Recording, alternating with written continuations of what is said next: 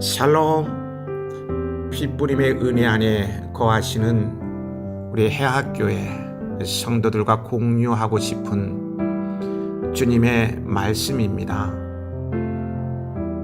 지존자의 은밀한 곳에 거주하며 전능자의 그늘 아래에 사는 자여, 나는 여호와를 향하여 말하기를 그는 나의 피난처요 나의 요새요 내가 의뢰하는 하나님이라 하리니, 이는 그가 너를 새 사냥꾼의 올무에서와 심한 전염병에서 건지실 것이미로다.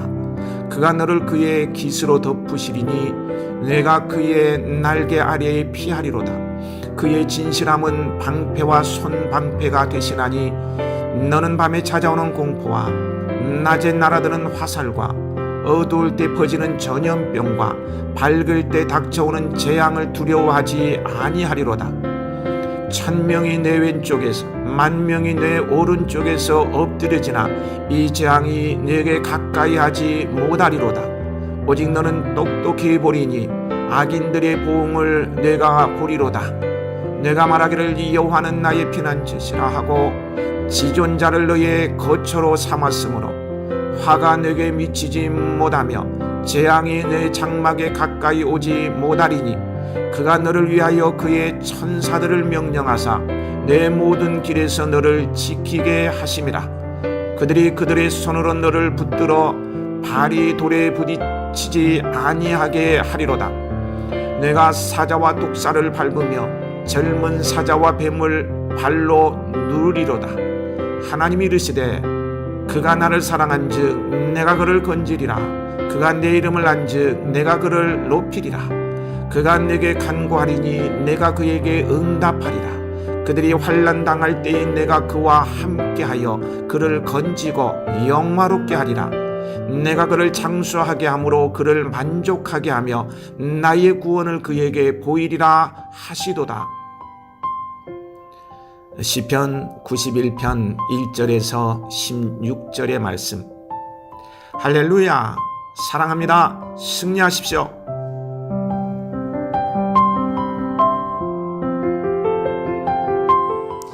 지금 우리는 백세 시대에 살고 있습니다. 백세. 백세 시대라는 전제 하에 여러분의 인생 여정 어디까지 오셨을까요?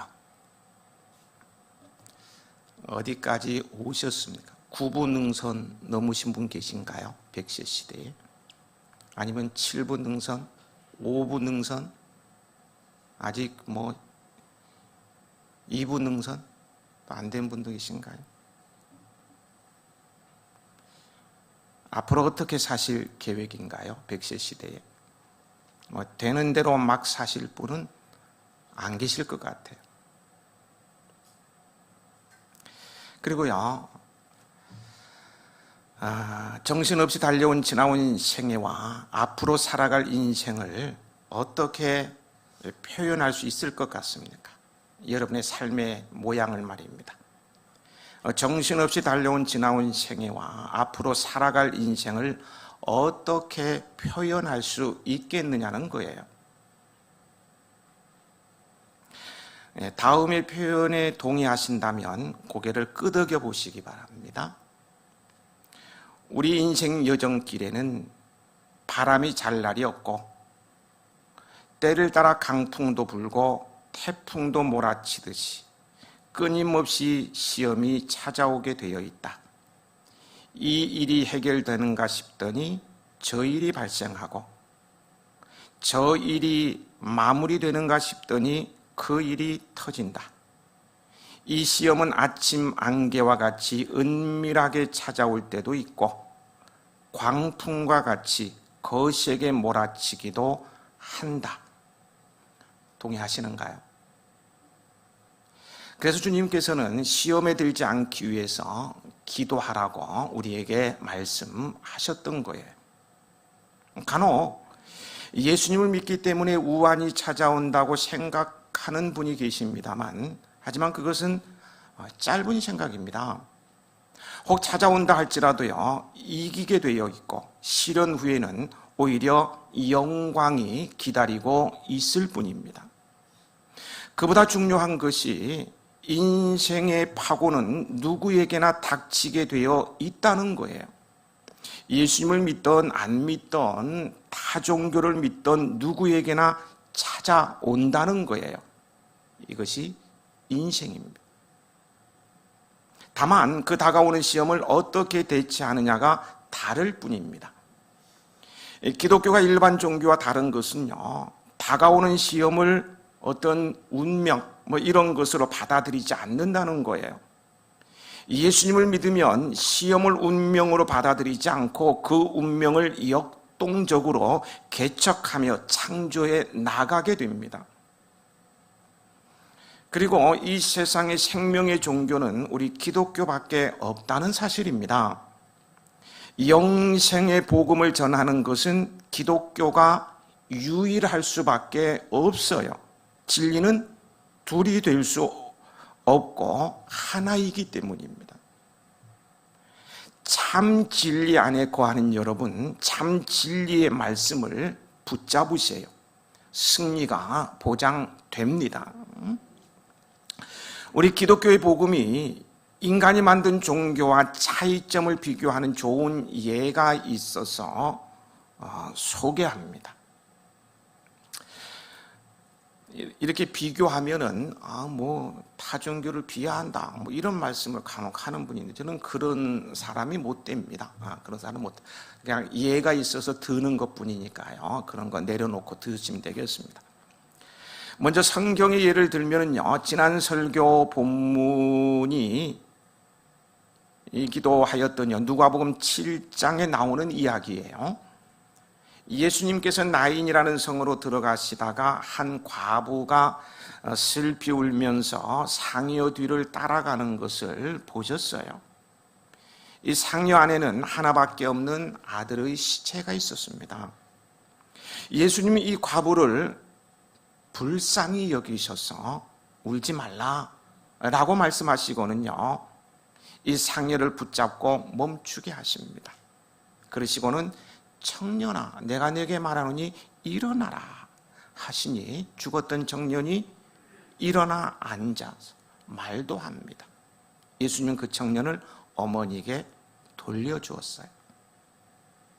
이와 비슷한 얘기가 불경에도 나옵니다. 그런데 그 끝이 너무나 다른 것을 알 수가 있습니다.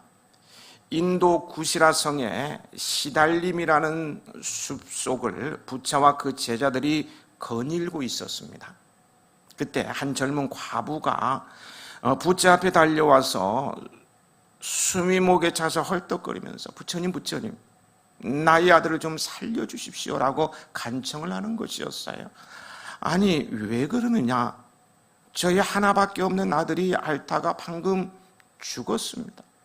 저는 아들이 없이는 살 수가 없습니다. 제발 살려주세요. 그 말을 들은 부처는 지금 저 아래 마을에 가서 한 번도 죽은 사람이 없는 집을 찾아서 쌀을 한 줌 얻어다가 미움을 끓여 먹이면 산다고 일러주었어요. 이 과부는 너무너무 기뻐서 단숨에 아랫마을로 달려갔습니다. 하루 종일 마을을 돌아다니다가 지친 몸을 이끌고 부처 앞에 와서는 그런 집은 한 집도 없습니다 라며 낙심을 합니다. 이때 부처는 말합니다. 사람은 생자 필명이라. 사람은 한 번 태어나면 반드시 죽는다. 인연 따라 태어났다. 인연 따라 없어지는 것이니 너무 슬퍼하지 말아라. 아들의 죽음 앞에 헐떡거리며 부처를 찾았던 과부는 부처의 이 한마디를 듣기 위해서 하루 종일 고생하였던 것입니다. 부처는 가장 인간적인 지혜의 말을 해주었습니다. 생자필명, 생명이 있는 것은 반드시 죽는다. 생자필명이라. 얼마나 위로가 됩니까? 사실 그렇지 않습니까? 누구나 태어나면 죽게 되어 있는 거예요. 생로병사. 태어나고 늙고 병들고 죽는다. 그러니 그냥 받아들이면 된다는 것이죠. 인간적인 지혜의 말이 아닐 수가 없어요. 그러나요, 우리는 여기서 생각해 봐야 할 것이 있습니다. 아무리 부처가 위대하고 불교가 위대하고요, 가장 인간적인 지혜의 말을 할지라도 인간 실존의 문제, 즉 인간의 한계를 넘지 못한다는 거예요. 이것이 복음과 일반 종교의 다른 점입니다. 우리 기독교의 복음은 인간 실존의 한계를 뛰어넘습니다. 길이요 진리요 생명이신 예수님을 믿으면 죽음의 문제까지도 시원하게 해결되고 마는 거예요. 복음이란 한마디로 예수 그리스도입니다. 사망의 권세를 이기시고 부활하신 예수 그리스도가 복음이라는 말씀이에요. 이 예수님을 믿으면 죽음의 문제가 해결되고 영생 복락을 누리게 되는 것입니다. 그래서 그리스도인들은 죽음을 두려워하지 않게 되는 거예요. 여러분, 인생의 파고는요, 앞에서도 말씀을 드렸습니다만 누구에게나 아침 안개와 같이 은밀하게, 광풍과 같이 거세게 갑자기 닥치는 것입니다. 그것이 내가 살아있다는 증거이기도 하고요. 죽은 인생에게는요, 뭐 아침 안개와 같은 은밀하게, 광풍과 같이 거세게 갑자기 닥치는 이런 거 없어요. 죽으면 끝난 거예요. 근데 아침 안개와 같이 시험이 찾아오고 은밀하게, 광풍과 같이 거세게 갑자기 몰아치고, 이것은 아직 내가 살아있다는 거예요. 살아있다는 것은 소망이 있다는 거 아닙니까? 이 인생의 파고는요, 기독교인이든 다종교이든 누구에게나 임하게 되어 있습니다. 코로나19 바이러스가 예수님을 믿든 안 믿든 타종교를 믿든 모든 사람에게 임하듯이 말이에요. 문제는 닥쳐오는 파고를 어떻게 대처하느냐가 중요한 거예요.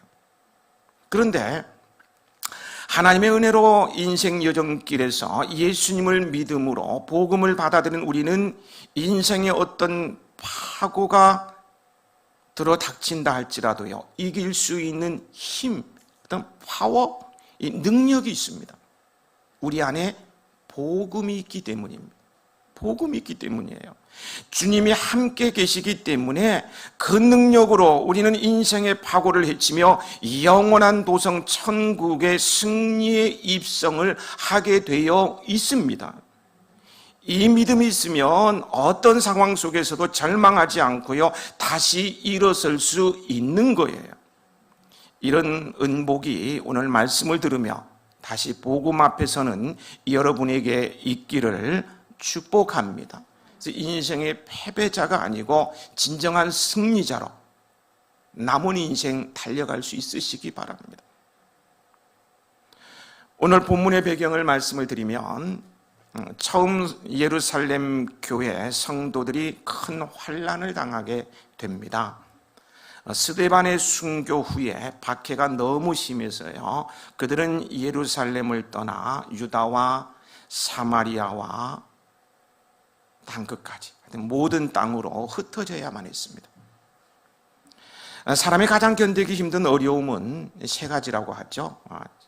세 가지를 말한다면 죽음, 이별, 고독, 이 세 가지가 가장 힘들다고 합니다. 사랑하는 가족이나 친구의 죽음, 이별은 큰 고통이요 슬픔이요 아픔이 아닐 수 없어요. 고독 또한 현대인들의 심각한 질병 중 하나라고 합니다. 많은 사람들에게 둘러싸여 살지만 길거리에 어떤 쇼핑센터에 가고 교회 안에 와도 많은 사람과 둘러싸여 있죠. 그래서 많은 사람과 친하게 재미있게 지내는 것 같지만 외로운 사람들이 의외로 많다는 거예요. 그래서 우울증을 걸리기도 하고 자살도 하고 그러다 힘들게 사는 것을 보게 됩니다. 처음 교회 성도들이 많은 박해를 받고 흩어지면서 당한 고통은 바로 사람에게 가장 큰 고통으로 다가오는 이 죽음, 이별, 고독, 이 세 가지를 합친 것이었습니다. 이 중에 하나만 찾아와도 너무너무 힘들고 세상 살맛이 안 날 텐데 이 세 가지가 합친 것이에요. 그러니 그들의 삶이 얼마나 고달프고 힘들었겠습니까? 그런데요, 참으로 놀라운 사실은 이러한 고통 가운데서도 그들은 실망하지 않았다는 거예요. 생을 포기하지 않았다는 거예요. 그들은 예수님을 믿는 것 때문에 정든 고향, 산천, 가족을 두고 뿔뿔이 흩어지고요, 재산을 약탈당해서 가난하게 되어도 당당하게 세상을 살았어요. 이것이 생명의 종교, 복음의 능력입니다. 도리어 고난 중에서도 그들은 두루 다니며 복음을 전파함으로 사명자의 영광까지 누립니다. 사명자의 영광이란 부르심의 뜻을 따라서 복음을 전하며 각자가 주어진 삶의 자리에서 하나님의 나라를 세우는 일입니다. 여러분도 사명자의 영광까지 누릴 수 있었으면 좋겠습니다. 그들로 인해서요, 주님께서 말씀하신 사도행전 1장 8절이죠. 오직 성령이 너희에게 임하시면 너희가 권능을 받고 예루살렘과 온 유대와 사마리아와 땅끝까지 이르러 내 증인이 되리라는 이 말씀이 성취되어 갔습니다. 복음은 박해가 와도 전합니다. 오히려 박해가 심할수록 더욱 흥왕하는 것이 복음이라는 사실을 인류의 역사는 증명해주고 있어요. 예루살렘 교회에 박해가 오니까 성도들이 그 박해를 피해 다니면서요, 지혜롭게 복음을 전했던 것처럼 우리도 코로나19 때문에 교회가 욕을 바가지로 먹으면서요, 은근히 박해를 받고 있지만 그래도 지혜롭게 복음을 전해야 합니다. 복음만이 살 길이에요. 생명이 있으면요, 비록 밟힐지라도요, 생명이 있으면 더욱 꿈틀거리게 되어 있어요. 지렁이도 살아있으면요, 밟으면 꿈틀거려요. 살아있으면 꿈틀거려요. 우리 기독교는 생명의 종교입니다. 핍박을 받으면 받을수록 더 꿈틀거려요. 오늘 본문에는 고난으로 흩어져 복음을 전하는 성도들 중 한 사람이 소개되고 있죠. 빌립 집사입니다. 빌립 집사는 박해가 오자 잠시 숨어서 때가 지나가기를 기다린 것이 아니라 사마리아로 내려가 복음을 전파했습니다. 복음 중에 있어도 복음을 전하시기 바랍니다. 여러분도 고난 중에 있어도 복음을 전하시기 바랍니다. 상황에 지혜롭게 대처하면서 말이에요. 성령 충만한 빌립은 아주 효과적인 전도자가 되었습니다.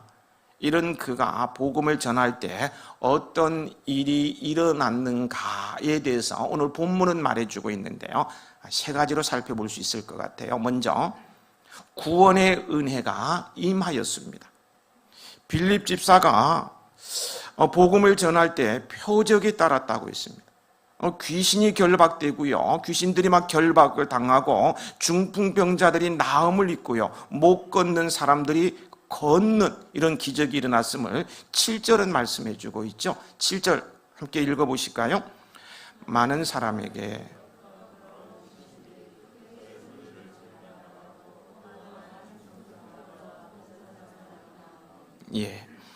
여러분, 성령의 능력은 신분에 의해 주어지는 것이 아니라 복음을 전할 때 나타나는 거예요.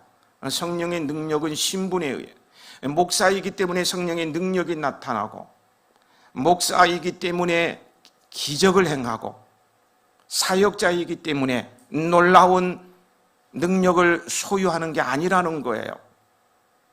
복음을 전할 때 그 사람이 신앙생활한 지 얼마 되지 않아 3개월만 됐다 할지라도, 병신 돌아 할지라도 복음을 전할 때에 성령의 능력이 나타나는 것입니다. 귀신이 결박되는 것 같은 성령님의 강한 후원을 받는 힘 있는 삶을 살기를 원하십니까? 다시 복음으로 돌아가 복음을 계속해서 전하시기 바랍니다. 우리는 복음 외에 많은 때가 끼어 있습니다. 다 베껴야 됩니다. 순수한 복음으로 예수 그리스도에게로 돌아가야 합니다. 그러면 놀라운 일들이 일어나게 되어 있습니다. 또한 복음은요, 생명을 살리게 해요. 영으로 죽었던 영혼이 살아납니다.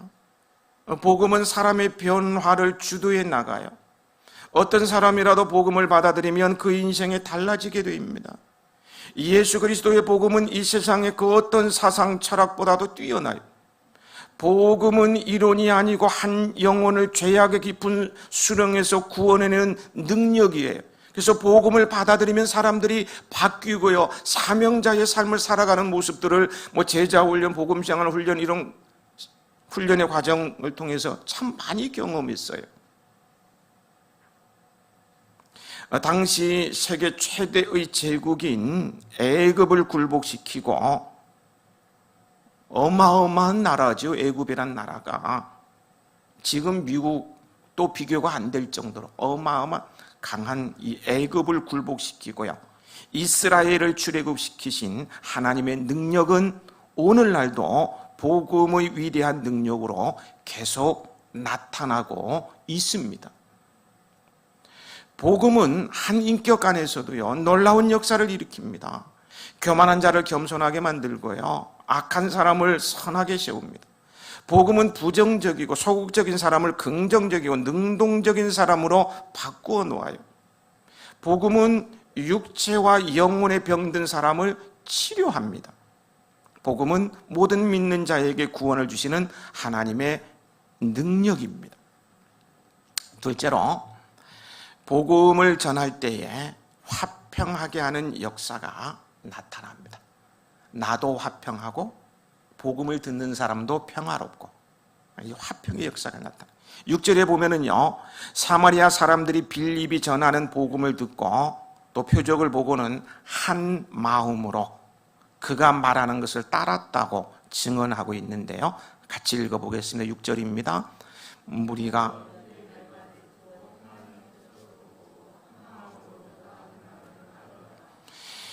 유대인들과, 빌립은 유대인이죠, 유대인들과 원수지간처럼 지냈던 사마리아인들도 예수님을 믿고 한 마음으로 따른 거예요.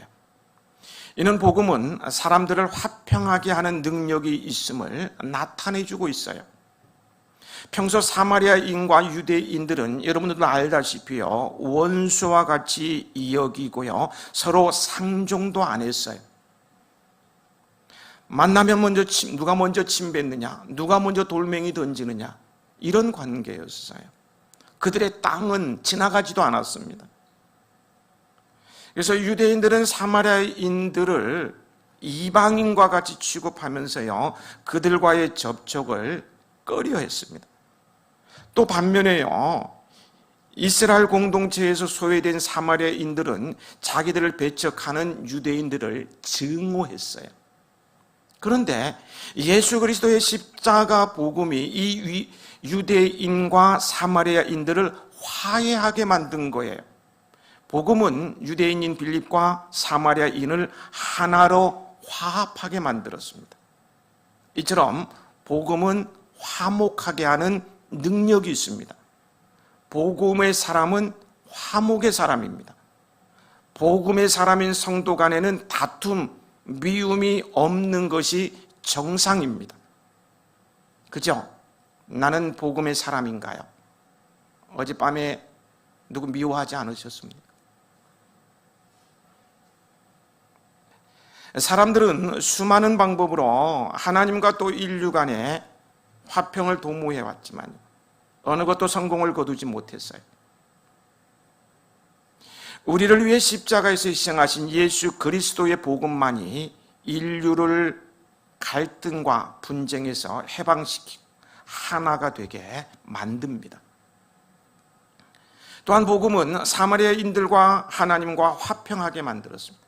그들의 복음을 받아들임으로 그들에게는 저주가 물러나고요, 복이 임하게 되었던 거예요. 복은 누가 누리느냐? 하나님과 화목하게 지내는 사람의 몫입니다. 복은 화목한 사람에게 임해요. 하나님과 화목하세요. 하나님과 친하게 지내세요. 복이 옵니다. 아멘도 별로 안 하시네. 복 안 받으려고. 하나님과 화목하세요. 복이 굴러. 저주는 떠나가고요. 성도 간에 화목하세요. 친하게 지내십시오. 하늘이 주는 평강의 복이 임하게 됩니다. 셋째, 빌립 집사가 복음을 전할 때 큰 기쁨이 있었습니다. 8절은요, 그가 복음을 전한 사마리아 성에 큰 기쁨이 일어났다고 했습니다. 짧은 구절이지만 함께 읽어보실까요? 그 성에 큰 기쁨이 있더라. 예. 복음이 바로 기쁜 소식이라는 뜻입니다. 따라서 이 복음을 듣고 영접하는 자마다 평강과 함께 큰 기쁨을 누리게 됩니다. 그리고 그 기쁨은요, 순간적인 일시적인 기쁨, 상대적인 기쁨, 그런 게 아니에요. 영속적인 것입니다. 그것은 복음이 영생의 기쁨을 주기 때문입니다. 이 영생의 소망에서 오는 기쁨은 영원한 거예요. 사마리아 성에 큰 기쁨이 있었다고 했습니다. 복음은 예수 그리스도를 영접한 사람, 개인적인 변화뿐만 아니라 교회 부흥의 중심 메시지이기도 하고요, 사마리아 성, 이 사회의 변화를 일으키며 큰 기쁨을 안겨주었던 거예요. 복음이 들어가면요, 그 마을이 변하고 그 국가가 복을 받습니다. 우리나라도요, 복음이 들어와서 복받은 나라 중에 하나입니다. 그렇죠? 예. 우리나라가 복음이 들어오지 않았으면 어떻게 되었을까? 구한말 생각해 보면요, 끔찍합니다. 러시아 아니면 중국 아니면 미국, 영국 어느 나라의 지배를 받았을지도 모르겠어요. 근데 우리는 일본의 지배를 받게 되죠. 복음이 일본의 지배를 받고 그냥 지금까지 일본의 제2민족, 제2서민인가 이렇게 푸대접 받으면서 주권 없이 살았을 거예요. 그런데 복음을 받아들여서 하나님께서 함께 하심으로 놀라운 일들이 일어났던 거예요. 복음이 들어와서 새 생명을 불어넣어 주니까 생명은 살아있어서 구한말 일제시대 그리스도인들을 중심으로 해서 민족혼이 말살되는 것이 아니라 다시 살아나고 나라의 부흥을 일으키는 것을 보게 되고 오늘의 대한민국이 탄생하게 되었다는 사실을 잘 아실 거예요. 복음이 들어와 새 생명을 불어 넣어주지 않았다면 어떻게 되었을까? 다시 한번 생각하면 감사하게 됩니다. 우리 함께 불러보실까요? 성령의 새바람 이 땅에 불어 오소서. 새바람 이 땅에 불어 오소서. 주의 영 그 생기로 우리를 다시 살리사 이 땅에 하나님 영광 거하는 그런 나라가 되게 하소서. 열방엔 하나님 영광 비추는 그런 나라가 되게 하소서. 이런 나라, 이런 교회가 되기 위해서 우리는 다시 순수한 복음으로 돌아가야 합니다. 복음 앞에 서야 합니다. 위기의 한국교회 복음으로 돌아가 복음의 순수성을 회복하고 다시 시작해야 합니다. 복음으로 돌아가십시다. 남태평양의 피가린 섬에서 있었던 이야기입니다. 지금부터 약 230여 년 전인 1790년에 바운티호라는 배에서 그 항명 폭동 사건을 일으켰던 9명의 선원과 원주민 남자 6명, 그리고 원주민 여자 12명 모두 합하여서 27명이 이 섬의 해안에 당도하게 되었습니다. 그중 한 선원이요, 한 가지 일을 시작하게 되었는데, 그는 그 일이 술을 만드는 일이었습니다. 술을 마시면 사람이 기분이 좋아지고요, 받은 스트레스도 풀 수 있죠. 그래서 술을 만드는 일을 다시 시작했는데요, 근데 이 술로 인해서 이 섬은 방탕함과 악으로 가득 차게 되었어요. 10년이 지났을 때에 그 섬에 살아남은 남자는 백인 1명뿐이었고요, 원주민 여자들과 혼혈아로 태어난 아이들만이 있게 되었습니다. 그런데 하루는 그 백인이 바운티호에 실려 있던 헌 괴짝통에서 그 성경책을 한 권 발견하게 되었어요. 그는 성경책을 읽기 시작했습니다. 복음의 말씀은 능력입니다. 복음의 말씀은 능력이에요. 하나님의 말씀으로 변화를 받게 된 그는요, 섬에 있는 모든 사람에게 성경을 가르치기 시작했습니다.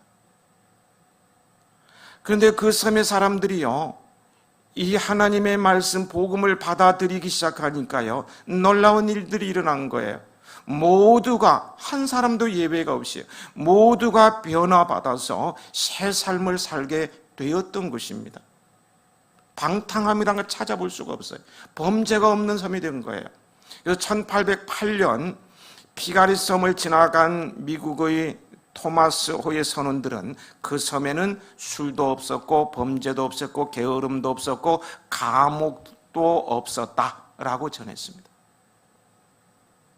우리 사회도 술, 범죄, 게으름, 감옥이 없으면 얼마나 좋겠습니까?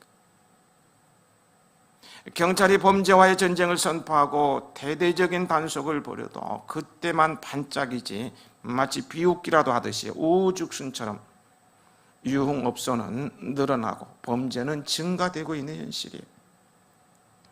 피카리섬 사람들은 복음을 통해서 옛사람을 버리고요, 그리스도로 새 사람을 입은 거예요. 완전히 새로운 섬이 되고 만 것입니다. 이것이 복음의 능력입니다. 복음의 능력이에요. 복음은 그 말씀을 듣고 영접하는 자에게 죄와 저주와 질고에서 구원을 받게 하고 하나님과 화목하게 함으로 위로부터 내리는 평안과 큰 기쁨으로 변화의 삶을 살게 하는 거예요. 그 능력이요, 얼마나 놀랍고 컸던가 하면요, 사마리아 성의 그 놀라운 인내서 9절 이후에 보면은요, 마술사 시몬이라는 사람이 나옵니다. 그는 빌립 집사가 사마리아 사람들에게 복음을 전하기까지요, 사마리아 사람들에게 막대한 영향을 끼치던 사람이었어요. 낮은 사람부터 높은 사람까지 그를 따랐다라고 성경은 기록하고 있어요. 그는 자칭 큰 자이기도 하였습니다. 그런 그가요, 예수님을 믿고 세례를 받아서 빌립을 따라다니는 기적이 일어났습니다. 복음의 능력으로 무장되면 세상 권세자도 무릎을 꿇게 될 줄 믿으시기 바랍니다. 고린도전서 1장 18, 십자가의 도가 멸망하는 자들에게는 미련한 것이요 구원을 받는 우리에게는 하나님의 능력이라. 여러분, 전염병, 전염병은요, 사람을 죽이지만 복음은 사람을 살려요. 전염병 때문에 주눅들고 두려워하지 않으셨으면 좋겠어요. 까놓고 얘기합시다. 죽으면 천국 가는 거 아닙니까? 안 그래요. 우리가 전염병 때문에 염려하면서 철저하게 방역을 해야 돼요. 당연히 해야 됩니다. 거리 두기도 해야 돼요. 다 해야 돼요. 그런데 그것 때문에 두려워서 겁을 팍팍 먹어서 막 주눅 들어서 아무 일도 못한다면 인생 너무 아깝지 않습니까? 적어도 내 일은 하면서 살아야 하지 않겠습니까? 내가 할 일은 하면서 살아야 되지 않겠느냐. 가정에서든 일터에서는 말이에요.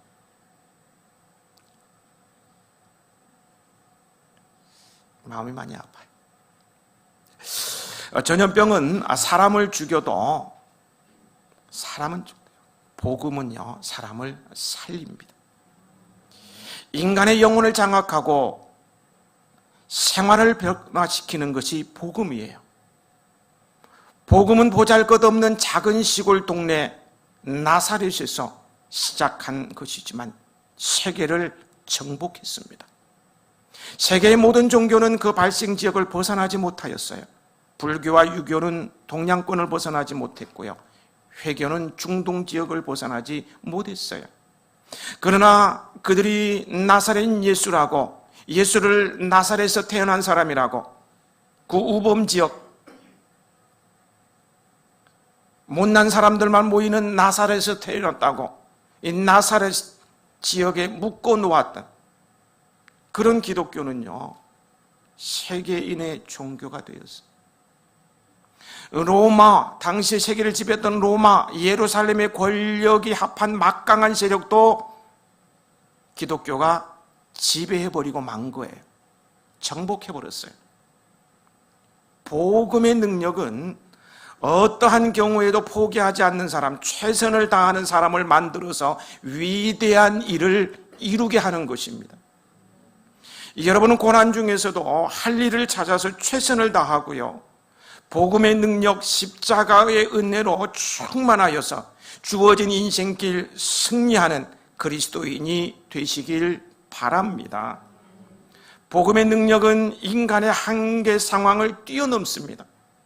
다시 복음으로 돌아가서 이 복음만에 거함으로, 복음의 능력으로 어떤 상황 속에서도 절망하지 않고 인생의 파고를 헤쳐나가며 다시 일어서서 주어진 인생 성공적으로 달려가시고 또 복음을 전함으로 인해서 사명자의 영광까지 누리는 우리 해아인들이 되시길 축복합니다.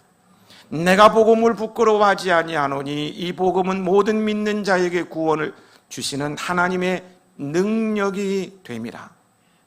아버지.